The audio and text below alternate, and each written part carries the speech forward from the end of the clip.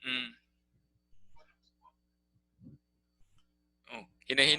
Hinahinay lagot ta kaya nga bahala ginagmay basta kay sigihan na to kuan gyud. The same sa gitudlo sa material ba nga everyday. Mm. Maabot ra na nga time. Maabot ra na nga time like nga kanang i-allow gyud sa Ginoo ba nga in terms of knowledge mo kuano gyud na ba? Mo penetrate na sa imuha ang atuan lang kay magsige lang jud tag kat-on, learn, maminaw, magbasa. Mabot ra naman nga day makabantay ka sa imong kagalingon nga lahi ra gyud kanang nagal-learn jud kag daghan gyud sa words sa Ginoo. Ah, mm, mm.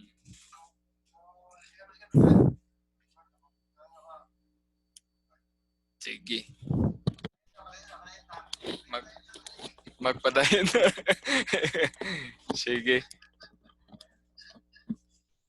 Kuan sa hua pod, ma-share po ko no. Makabantay ko sa pattern nga katong nag-start ko sa Christianity. More on ang lack yun na ako kay knowledge yun man. Kaya nag-start pa baya. So, sa loving apart, tungod kay na-experience mo ang love ni Christ, ang tendency yun na to kay mahimo jud ang loving towards God and loving towards people. And ang knowledge, wala pa kayo.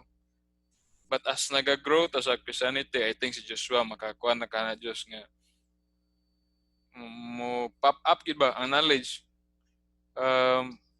Natay si Rino man siguro nagsulti ato nga sa Christian nga life na murag point sa ato nga life nga ang gitawag na to mahimo tang legalistic in a way kay sensitive ta kayo to obey the law, obey the commandment of God, and then mahimo tang kuan ba rigid based sa gi-describe sa material rigid. And then if not ay brother or Christian nga dugay na bitaw sa Christianity niya makasense nga dugay pud niya mo grow mahimo tang judgmental. And naka-experience po ko ana and gi-break po ko sa Ginoo ana nga sense. And mo agree jud ko ani nga material gyud nga kana ang goal nato kay naa ang love and naa pod ang knowledge. Dili pwede nga love lang walay knowledge. Dili pod pwede nga knowledge lang walay love. So kaning duha kuyugon jud ni kanunay gyud para in times nga mm, in times nga nay conflict kung loving na ta kayo di ta kay ba unsang pagdeal. So, mo na naay knowledge. And then kung knowledge na puta kaayo, i-deal na to pero dili siya loving, mali po ang effect ana. So, magkuyog jud kanunay ang love og knowledge. Okay. So, proceed ta sa sunod. The next part kay read and study for yourself. So, morning apart ang practical kay makakaton ta unsaon pag study sa Bible. Like step by step gid ba? Not na i-suggest ang material ug unsaon. So the key to studying and understanding scripture is learning to ask question of the Bible. So bantayin ha, ang key kuno sa pag-study o pag-understand sa scripture is makakaton ta unsaon pag-question. So kabantay mo ang mga tao nga daghang ma-learn kay katong mga tao nga sige pangutana. So ingana daw pud sa Bible if ganahan ta makakaton kanang dapat mag-andam ta question ba sa ato nga mind as we read the Bible. Ang pangutana is unsa nga mga question ato ang pwede i-ask sa Bible. So careful ta ani nga dili na to i-question ang credibility sa Bible, dili na to i-question ang authority sa Bible. So mali na siya nga goal. Ang mo ask the question, ang goal na to is makakaton. So dapat natay set of question nga andamon daan. So there are four basic kinds of question to ask and answer when studying the scripture. So na daw four upat lang ka basic nga question kuno para somehow maka-study daw ka sa scripture or sa Bible. So first, is ang observation. So ang question kay, what does the passage say? So simple ra kay no. Ang question is, unsa may gisulti sa passage? So kintay na kay gibasa nga passage or chapter. So inigbasa nimo, siguro katulo nimo balik-balik og basa, imong pangutan-on ang kamong kagalingon nga unsa may gisulti sa passage. So if siguro mga katulo nimo basahon, mas masabtan man nimo, maka-answer ka ani nga question. Unsa may gisulti ani nga passage. Sunod nga question is about interpretation.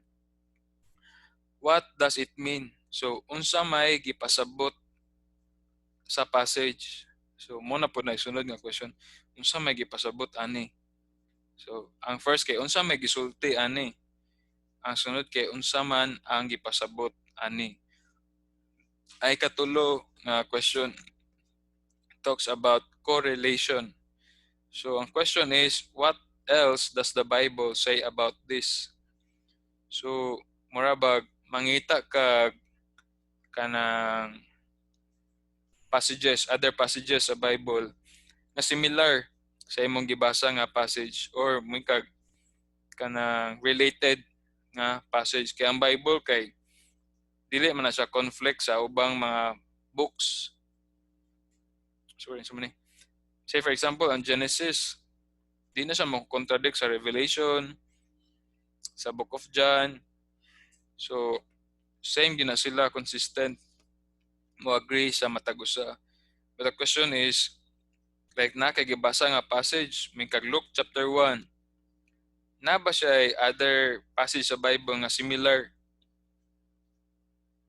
Kanang parallel nga passage baka or the same nga idea. So, makahelp na sa imuha para mas masabtan nimo ang gimin sa kanang passage nga imong ginabasa.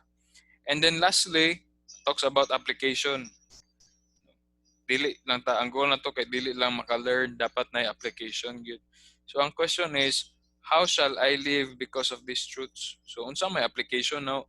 Okay, if nakakaton na ka sa unsa gipasabot sa passage, nadyo na yung mga principles nga mabasahan nimo or masabtan nimo. So kana nga principle, ang question is unsa man ipag-apply sa nga life? So nga na ang idea. Say for example, nag-teach ang Bible nga kanang i-tame imong tang. Gi-mention nga ang tang daw nimo is if once mo nga na siya, nado masulti ana imong dila nga dili jud maayo. So ginkayo sa Bible nga i-tame nimo imong tang. So ang application ni unsaon man para ma-apply sa nga life. So ang application kay less ang imuhang pag-speak and more ang imuhang pag-listen. So gitis sa Bible nga mas padaghanon daw nato kanunay ato ang pagpaminaw kaysa sa ato ang pagstorya.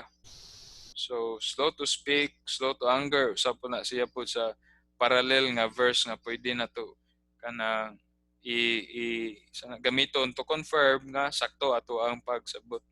So again, 4 ka question talks about first observation. What does the passage say? Unsa may gisulti sa passage? Ikaduha is interpretation. What does it mean? Unsa may gipasabot sa passage? Ikatulo, correlation. What else does the Bible say about this?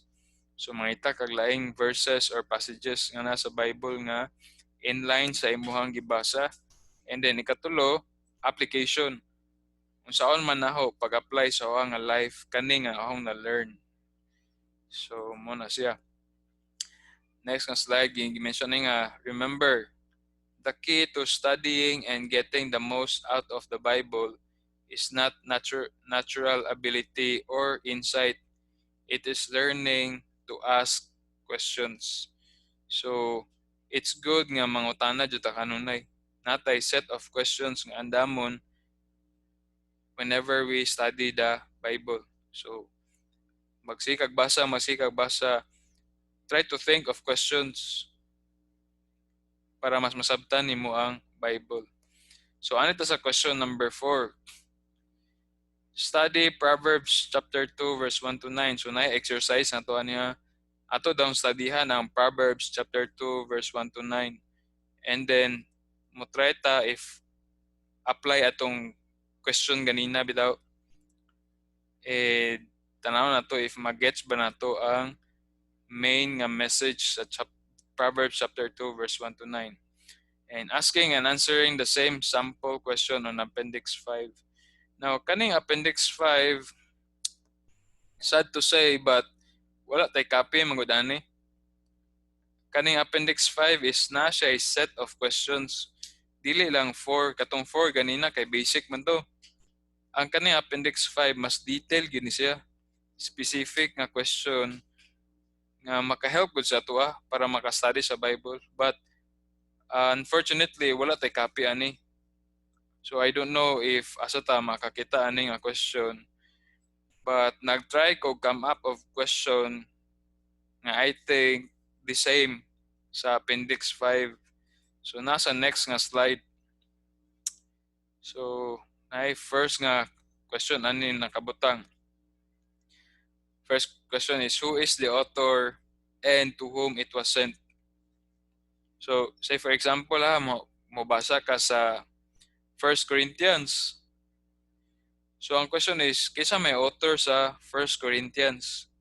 And then kinsa man iyahang gipadalhan? So kinsa man ang author sa 1 Corinthians? Mo try tagna kuno be. Who is the author of 1 Corinthians? Joshua daw. Ikatubag Diyos.